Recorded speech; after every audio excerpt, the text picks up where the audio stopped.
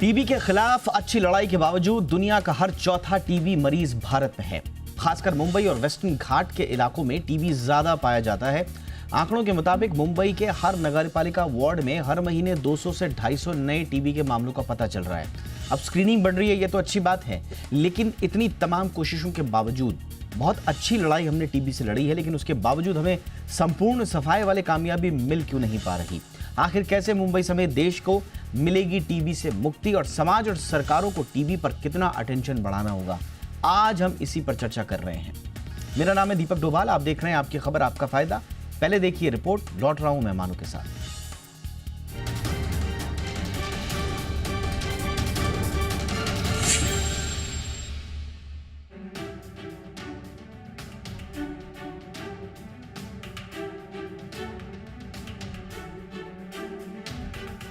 TB यानी tuberculosis एक जानलेवा बीमारी है जो मुख्य रूप से फेफड़ों को निशाना बनाती है। माइक्रोबैक्टीरियल ट्यूबरक्लोसिस नामक बैक्टीरिया से होने वाली ये बीमारी हवा के जरिए फैलती है और लोगों को तेजी से अपनी चपेट में ले लेती है। खांसने छींकने पर संक्रमित व्यक्ति से निकलने वाले ड्रॉपलेट्स के जरिए ये संक्रमण फैलता है। महाराष्ट्र में टीबी का खतरा उम्मीद से कहीं ज्यादा गंभीर होता दिख रहा है। हाल ही में राष्ट्रीय टीबी उन्मूलन अभियान के तहत एक चौंकाने वाली रिपोर्ट सामने आई है। 100 दिवसीय अभियान में महाराष्ट्र के 1,37,00,000 से अधिक लोगों की स्क्रीनिंग की गई, जिसमें 40,471 लोगों में टीबी की पुष्टि हुई। महाराष्ट्र के 53 क्षेत्रों में इस अभियान को चलाया गया था। टीबी की पहचान में नई तकनीकों का इस्तेमाल किया गया है, जिनमें CYTB स्किन टेस्ट प्रमुख रहा। ये एक नई स्क्रीनिंग तकनीक है जिससे टीबी संक्रमण का पता लगाना ज्यादा आसान और तेज हो गया है। टीबी के इलाज में सबसे बड़ी चुनौती मल्टी ड्रग रेसिस्टेंट टीबी है। ये वो टीबी है जो सामान्य दवाओं से ठीक नहीं होती। इसके लिए महाराष्ट्र में 21 नोडल सेंटर और 42 जिला टीबी केंद्र बनाए गए हैं, जहां मरीजों का विशेष इलाज किया जा रहा है। हालांकि टीबी के खिलाफ ये जंग सिर्फ सरकारी प्रयासों तक सीमित नहीं है। चिकित्सा विशेषज्ञों का मानना है कि इसे खत्म करने के लिए लोगों की जागरूकता भी बेहद जरूरी है। टीबी के लक्षणों की बात करें तो 2 हफ्ते से ज्यादा खांसी आने पर अलर्ट हो जाएं। हल्का लेकिन लंबे समय तक बुखार रहना टीबी का कारण हो सकता है। इसके अलावा रात में बिना कारण पसीना आना, भूख कम लगना और वजन घटना, थकान और कमजोरी महसूस होना, सीने में दर्द या सांस लेने में तकलीफ, खांसी के साथ कभी कभी खून आना टीबी के लक्षण हो सकते हैं। ऐसे में इन लक्षणों को बिल्कुल भी इग्नोर ना करें, तुरंत डॉक्टर से संपर्क करें। WHO की हालिया रिपोर्ट के मुताबिक साल 2023 में दुनिया भर में 80 लाख नए टीबी मरीज मिले, जो 1995 के बाद का सबसे बड़ा आंकड़ा है। इस बीमारी से 12.5 लाख मौतें हुई। हालांकि ये आंकड़ा 2022 की तुलना में थोड़ा कम है, लेकिन टीबी अब भी दुनिया की सबसे घातक संक्रामक बीमारी बनी हुई है। भारत में 2023 में 25.5 लाख टीबी के मामले दर्ज किए गए।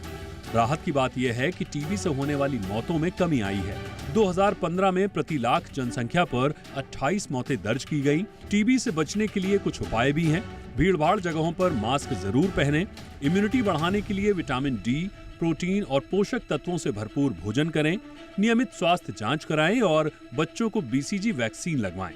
टीबी को मात देने के लिए जागरूकता और समय पर इलाज बेहद जरूरी है। सरकार की कोशिशों के साथ ही लोगों को भी सतर्क रहना होगा, ताकि इस घातक बीमारी को जड़ से खत्म किया जा सके। ब्यूरो रिपोर्ट, जी मीडिया। बहुत ही खास मेहमान इस वक्त हमारे साथ जुड़ चुके हैं। डॉक्टर रविंद्र कुमार दीवान, पूर्व director, national institute of tuberculosis in respiratory disease. बहुत बहुत स्वागत है डॉक्टर दीवान आपका हमारे शो पे। सर, हमारे साथ हैं डॉक्टर हेमंत पी ठक्कर साहब, जो कि सीनियर फिजिशियन हैं ब्रीच कैंडी हॉस्पिटल से। बहुत बहुत स्वागत है ठक्कर सर आपका हमारे शो पे। हमारे साथ हैं डॉक्टर प्रशांत छाजेड़, डायरेक्टर हैं pulmonary medicine, Fortis Hiranandani hospital से जुड़े हुए। Doctor Chhajed, good evening sir, बहुत बहुत स्वागत है आपका भी हमारे शो पे। डॉक्टर दीवान, चर्चा की शुरुआत आपसे कर रहे हैं, और जितने भी सर आज हम आर्टिकल्स और स्टडीज़ वगैरह पढ़ रहे हैं, काफ़ी आश्वस्त करने वाली हैं। ख़ासतौर से आज स्वास्थ्य मंत्री JP नड्डा साहब के कुछ आर्टिकल्स भी आए हैं, जिसमें उन्होंने जो 100 दिन के कैंपेन की बात की है। दिसंबर 7 को शुरू हुआ था 2024 को, अर्ली डिटेक्शन के लिए पोर्टेबल एक्सरे और यहाँ तक कि AI पावर्ड डायग्नोस्टिक टारगेट जो हैं, जो टारगेट रखे गए हाई रिस्क ग्रुप के लिए, ये सारी कवायदें हो रही हैं। बड़ा अच्छा भी लगता है देख सुनकर, लेकिन उसके बावजूद 25-26% का जो लोड है भारत में, यानी कि दुनिया का हर चौथा टीबी मरीज एक तरह से भारत में है। ये सर, ये आपको लगता है कि कहाँ हम अभी चूक रहे हैं या कहाँ भी कमी रह रही है सर?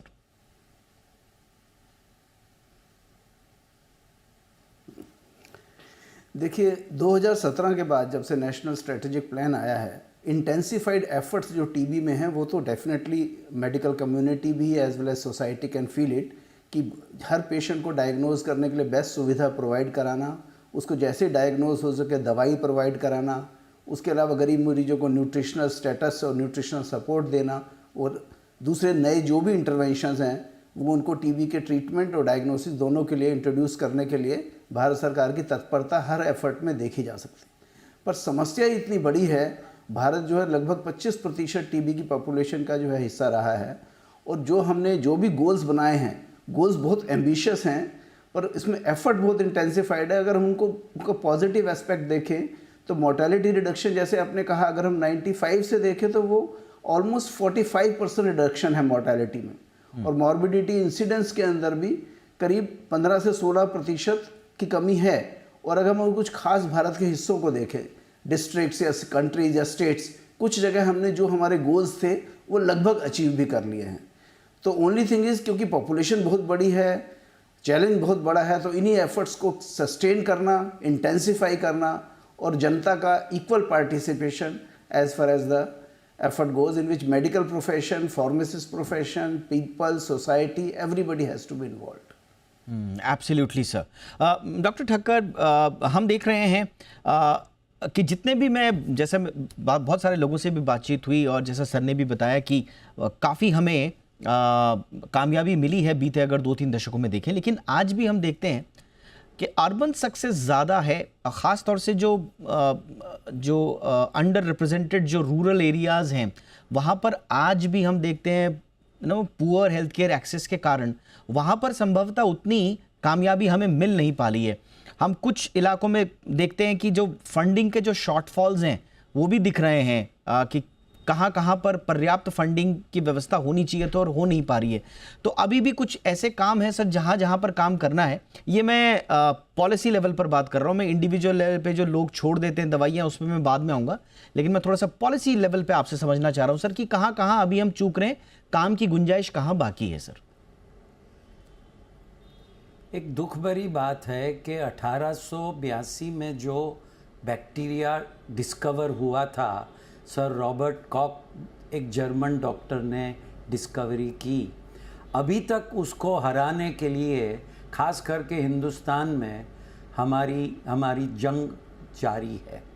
और आपने जो राइटली कहा कि ये रूरल एरियाज़ में ये थोड़ी तकलीफ़ ज़्यादा है, शायद पॉलिसी में हमें ये कहना पड़ेगा कि हर एक मरीज़ को एक दफ़े आप आइडेंटिफाई करो तो आप उसे चेन कर लो, जकड़ लो कि वो 7, 8, 9 महीने तक दवा लगातार रहता रहे। क्योंकि प्रॉब्लम ये है कि ये बीमारी का इलाज कम से कम 7 से 9 महीना लगातार लेना चाहिए। पेशेंट 3-4 महीने में अच्छा होने लगता है, वो भूल जाता है, आता नहीं है। और रूरल एरियाज़ में इतनी समझ नहीं है, इतनी एडवर्टाइजमेंट नहीं है, इतनी सुपरविज़न नहीं है, और खान पान में भी अगर वो प्रोटीन वाला न्यूट्रिशन और ख़ास करके कोमॉर्बिडिटीज़, हिंदुस्तान तो डायबिटीज़ का कैपिटल है, अगर शक्कर हो बदन में तो जंतु कहाँ मरने वाले हैं। तो ये सारी कोमॉर्बिडिटीज़ पेशेंट को आइडेंटिफाई करके चेस करो जब तक ये जंतु वहाँ से निकल ना जाए, और जब तक उनको ट्रीट करें आप उनके ऊपर सख्त नज़र रखो कि वो और किसी को ट्रांसमिट ना करे, मास्क पहने, थोड़ा अलग रहे, थोड़ा ब्लड टेस्ट टाइम पे करे। तो ये सब एफर्ट्स खास करके रूरल एरिया में हमें करना बहुत ज़रूरी है। नहीं तो टीबी की दिल्ली बहुत दूर है पहुंचना, 7, 8, 9 महीना लंबी दवाई, महंगी दवाई, सुपरविजन, ब्लड टेस्ट, ये सब एक बहुत कड़क टास्क है। Absolutely sir. और उसमें भी हम जब देखते हैं कि ख़ास तौर से एक बेल्ट जो ज़्यादा परेशान करती है, मसलन मुंबई की, जहां पर हमने देखा कि जो स्क्रीनिंग के दौरान 40,000 से ज़्यादा केसेस आ रहे हैं। छाजेड़ सर, ऐसा कहा जाता है कि मुंबई और जो वेस्टर्न घाट का जो इलाका है, यहाँ पर कुछ जोग्राफिकल बातें भी ऐसी हैं जो कि ट्यूबरक्लोसिस को पनपने के लिए थोड़ा सा अनुकूल वातावरण बनाती हैं। तो क्या ये वाकई में क्या ये सच है कि इस तरफ ये केसेस ज़्यादा हैं और इसको स्पेशल केस मानते हुए फिर हमें किस तरह से खान पान रहन सहन में बदलाव करने चाहिए?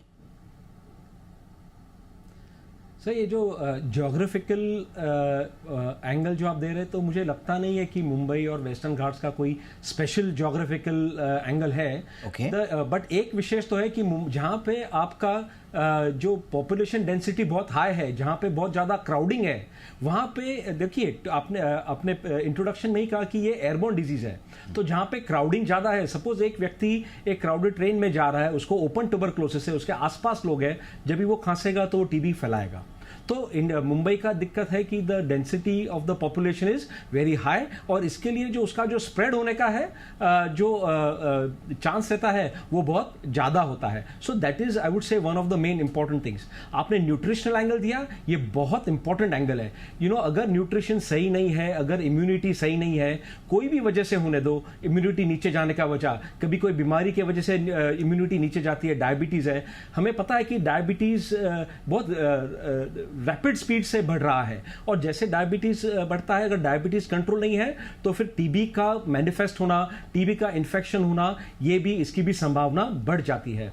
कोई भी वजह से अगर अपनी बॉडी की इम्यूनिटी कम है, कोई बीमारी की दवाई चालू जिससे इम्यूनिटी कम होती है, आप कैंसर की दवाई बोलो, ऑटो इम्यून डिजीज की दवाई बोलो, ट्रांसप्लांट की दवाई बोलो, जब भी बॉडी की इम्यूनिटी कम हो जाती है, अगेन बॉडी की जो टीबी फाइट करने की जो क्षमता है वो कम हो जाती है, और इसके वजह से टीबी का जो प्रमाण है वो इन पॉपुलेशंस में बढ़ता है। तो न्यूट्रिशन है, पॉपुलेशन डेंसिटी है, एंड जो मैंने कहा कि इम्यूनिटी कम होने की जो वजह है, इन लोगों में टीबी का प्रमाण ज़्यादा होता है।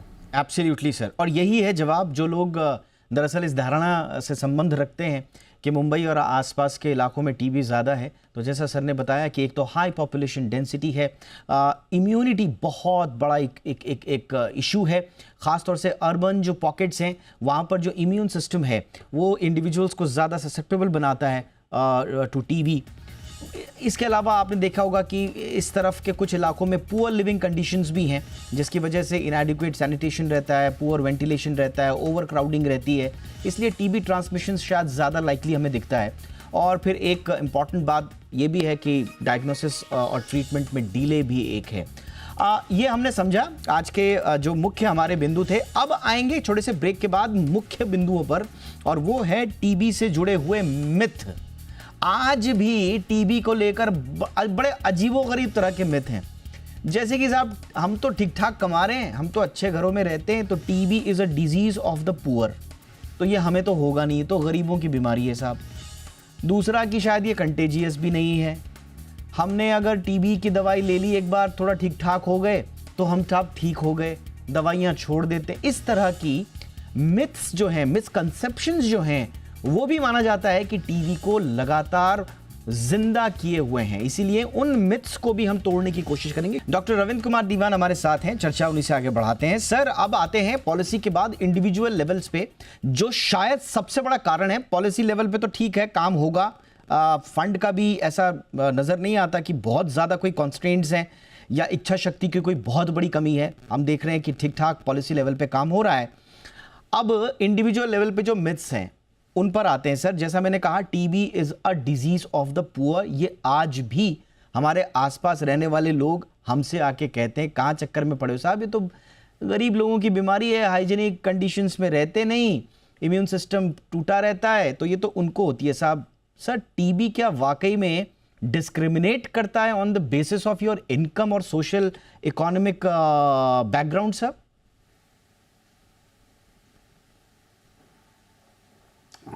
ये एक्चुअली एक सबसे बड़ी भ्रामक बात है कि टीबी सिर्फ गरीब लोगों की बीमारी है।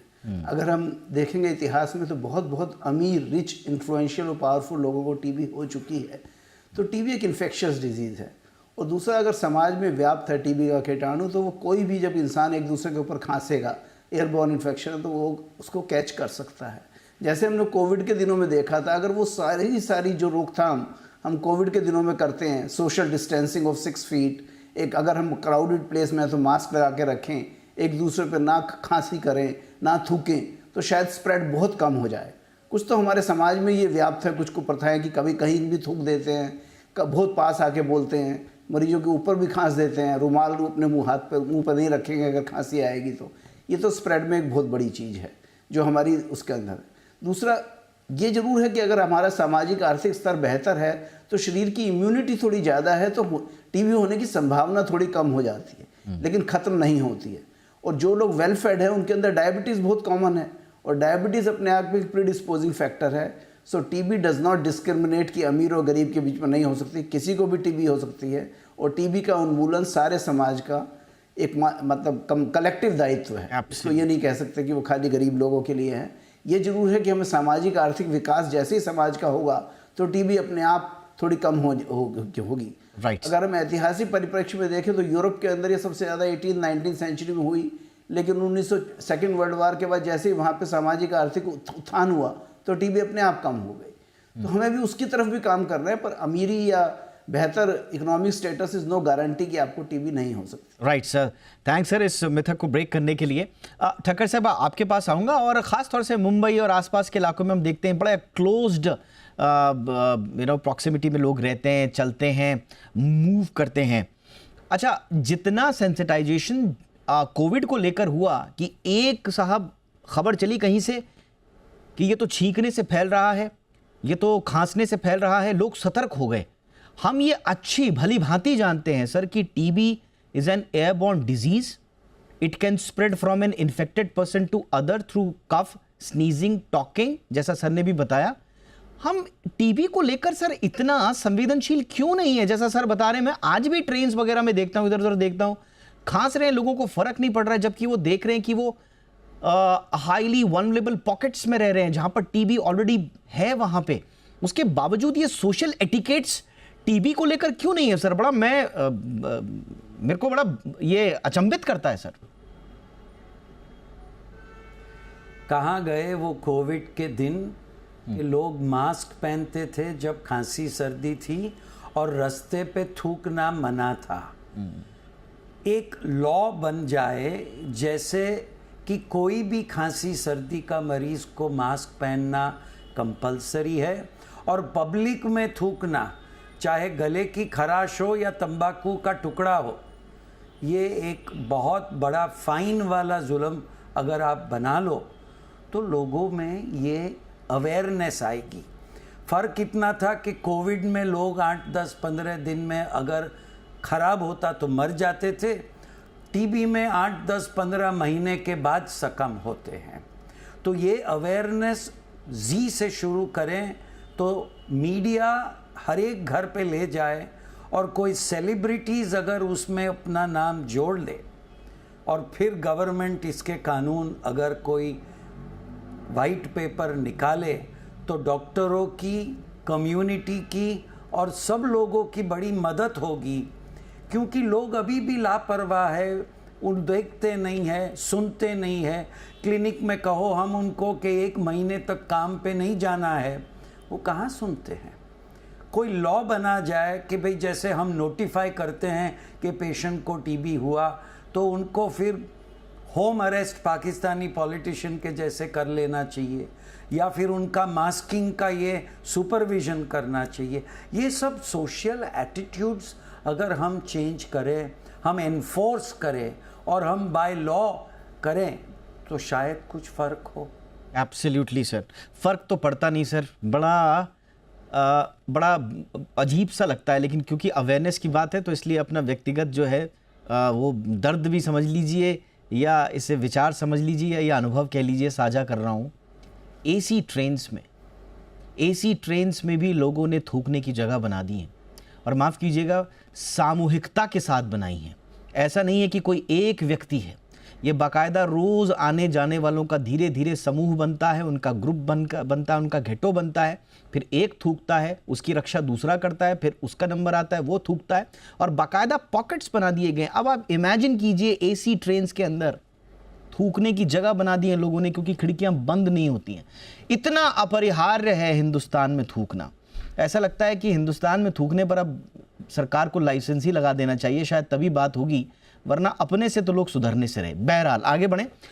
डॉक्टर प्रशांत शाहजेड़, अब आते हैं उन लोगों में जो कि मैनेजमेंट नहीं कर पाते। और कहा यह भी जाता है, आप ही लोगों से मैं सुनता हूं कि टीबी का अगर मैनेजमेंट ढंग से नहीं हुआ तो फिर रेजिस्टेंस पैदा हो जाती है, जो शायद ज़्यादा घातक है, मोर्टालिटी की तरफ ज़्यादा ले जाती है। तो एक बार दवाई ली फिर छोड़ दी बीच में, ये कितना बड़ा गुनाह कर रहे हैं लोग? देखिए सर, जो एक बार जैसे पहले डॉक्टर ठक्कर ने भी कहा कि लोग 3-4 महीना दवाई लेते हैं, फिर अच्छा हो जाता है, तो फिर दवाई लेने में लापरवाही करते हैं। मगर अभी ये जो दवाई का जो मैनेजमेंट का है, जो कंटिन्यूटी का है, इसमें काफ़ी इंप्रूवमेंट्स हो गए। अगर हम लास्ट पिछले सालों में देखें, मुंबई में भी दवाई के जो डोसेज है वो फिक्स डोज कॉम्बिनेशंस में अवेलेबल है, गवर्नमेंट और म्यूनिसिपल के through they are available at a free cost.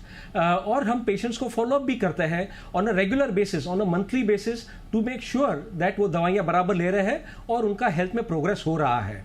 तो अगर हम पिछले ये महीनों सालों में देखें तो इन चीज़ों में बहुत इंप्रूवमेंट हुआ है। गवर्नमेंट का अपने खुद के क्लिनिक्स है, अपने खुद की सेंटर्स है जहां पे ट्रीटमेंट किया जाता है, डायग्नोसिस किया जाता है। और अभी गवर्नमेंट ने प्राइवेट क्लिनिक्स के साथ भी पार्टनरशिप की है, और अभी private practitioners and the government, they are all collaborating together. तो अगर मेरे क्लिनिक में भी अगर कोई पेशेंट ट्यूबरक्लोसिस लेके आता है तो उसकी जांच, जो हम लोग मॉलिक्यूलर टेस्टिंग है वो फ्री हो जाती है, टीबी की कल्चर वो फ्री हो जाती है। और पेशेंट्स को अगर हम एक फॉर्म भर के देते हैं प्रिस्क्रिप्शन में, तो उसको दवाई भी फ्री मिल जाती है। उसके साथ में टीबी का नोटिफाइबल डिजीज है, हम टीबी को नोटिफाई करते हैं, और नोटिफाई करने के बाद उस व्यक्ति को एक गवर्नमेंट की तरफ से सपोर्ट भी मिलता है। बहुत सारे सेंटर्स हैं जहां पे उनको न्यूट्रिशनल सपोर्ट भी दिया जाता है। तो अगर हम देखें तो ये जो टीबी मैनेजमेंट को काफी प्रोग्रेस हुआ है, इसको हार्मोनाइज करने के लिए, फिक्स ड्रग कॉम्बिनेशन देने के लिए। और अभी जो जैसे डॉक्टर ठक्कर ने कहा, जो फॉलोअप की जो दिक्कत थी, अभी हम उसके ऊपर भी काम कर रहे हैं। पेशेंट्स को हमारे क्लिनिक से रेगुलर फोन जाता है, अगर यदि पेशेंट फॉलोअप ना करे तो पेशेंट को फोन जाता है, भाई आप आए नहीं हो, you have to come back and you have to follow up. So I think ये सब चीजों में सब अपनी अपनी जगह पे, अपने अपने क्लिनिक्स में, अपने अपने अस्पताल में जब इसको स्ट्रेंथन किया जाएगा, आई थिंक हम इसके ऊपर जरूर बात करेंगे। और जो ड्रग रेजिस्टेंट टीबी का एक मैं बोलना चाहूंगा कि जो हम कुछ 8-10 साल पहले जो ड्रग रेजिस्टेंट टीबी देखते थे मुंबई में, अभी भी हम देखते हैं, बट उसका प्रमाण कम हो गया है। और उसकी वजह है again proper case finding, proper diagnosis जो मॉलिक्यूलर टेस्ट से और कल्चर से होता है, और जो डॉट्स प्लस क्लिनिक है जहां से ये सब एडवांस दवाइयां भी गवर्नमेंट के क्लिनिक्स के थ्रू फ्री मिलती है। आई थिंक इन चीजों का फायदा लेना चाहिए, इन चीजों का लोगों ने अवेयर होना चाहिए, एंड आई थिंक इससे अपने को टीबी पे मात करने में we will get success. Absolutely sir. तो यानी कि कुछ ऐसे मोर्चे हैं जहां पर हमें लगातार निरंतर कामयाबियां मिल रही हैं, जिनका जिक्र सर ने भी किया। बट ये लड़ाई अगर अंतिम रूप से जीतनी है तो फिर सबको साथ आना पड़ेगा, और निर्णायक रूप से साथ आना पड़ेगा। अगर एक भी कड़ी छूट गई, एक भी स्टेक होल्डर ढीला पड़ गया, चाहे सरकार हो, तंत्र हो, डॉक्टर्स हो या मरीज हो, कोई भी ढीला पड़ा, तो यकीन मानिए ये लड़ाई नहीं जीत पाएंगे हम, क्योंकि हमेशा कोई ना कोई गुंजाइश रहेगी हमारे हारने की। इन गुंजाइशों को हम पाटते रहे, लड़ते रहे टीबी से, इसके उन्मूलन तक। इसी उम्मीद के साथ बहुत बहुत धन्यवाद doctor Prashant Chhajed, thank you so much sir. Doctor Hemant P Thakkar, thank you so much sir for your time. Doctor Ravindra Kumar Dewan sir, बहुत बहुत शुक्रिया आपके समय के लिए। शो में इतना ही, अपना ख्याल रखिए, जागरूक रहिए, होशियार रहिए, नमस्कार।